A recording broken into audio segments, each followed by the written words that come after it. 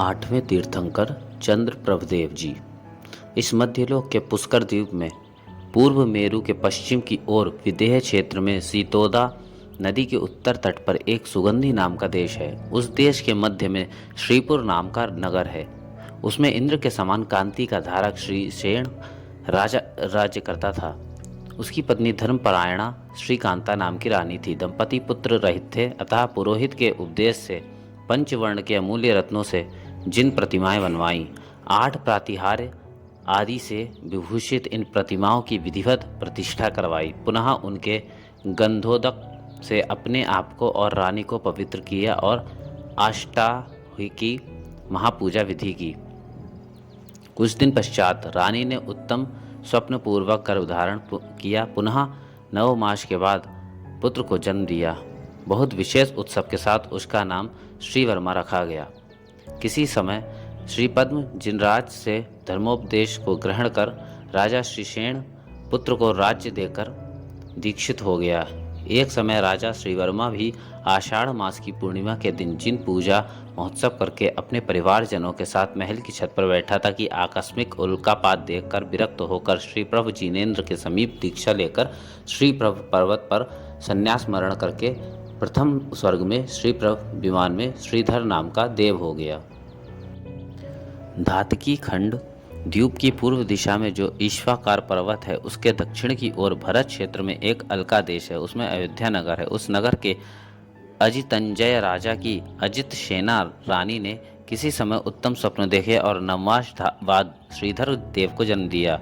उसका नाम अजित सेन रखा गया। पुण्य के उदय से अजित सेन ने चक्रवर्ती के चक्र रत्न और वैभव को प्राप्त कर लिया। श्रद्धा आदि गुणों से संपन्न राजा ने किसी समय 1 मास का उपवास करने वाले अरिंदम साधु को आहार दान देकर महान पुण्य बंध कर लिया था।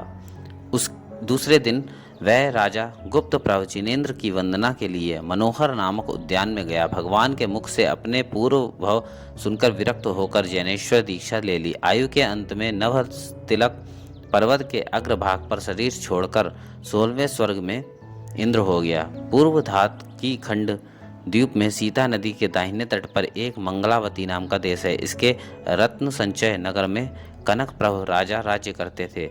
उनकी कनकमाला रानी थी। वह अच्युतेंद्र वहां से आकर इन दोनों के पद्मनाभ नाम का पुण्यशाली पुत्र हुआ। किसी समय पद्मनाभ राजा श्रीधर मुनि के समीप धर्मोपदेश श्रवण कर दीक्षित हो गए। 16 कारण भावनाओं का चिंतन कर 11 अंग में पारंगत होकर सिंघनी क्रीडित आदि कठिन तप करने लगे। तीर्थंकर प्रकृति का वंद करके आयु के अंत में विधिवत मरण करके वैजयंत विमान में अहमिंद्र हो गए।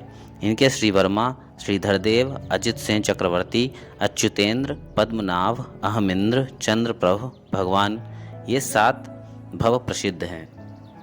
पंचकल्याणक वैभव।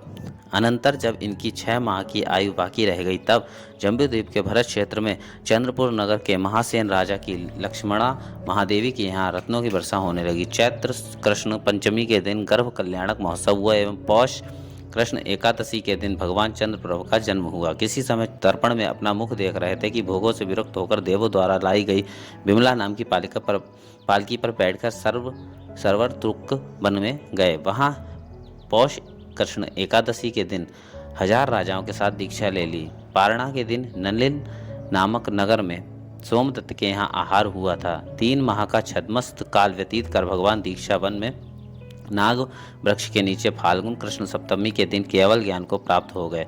ये चंद्रप्रभ भगवान समस्त आर्य देशों में विहार कर धर्म की प्रवृत्ति करते हुए सम्मेद शिखर पर पहुँचे। 1 माह तक प्रतिमा योग से स्थित होकर फाल्गुन शुक्ला सप्तमी के दिन ज्येष्ठा नक्षत्र में सायंकाल के समय शुक्ल ध्यान के द्वारा सर्व कर्म को नष्ट कर सिद्ध पथ को प्राप्त हो गए।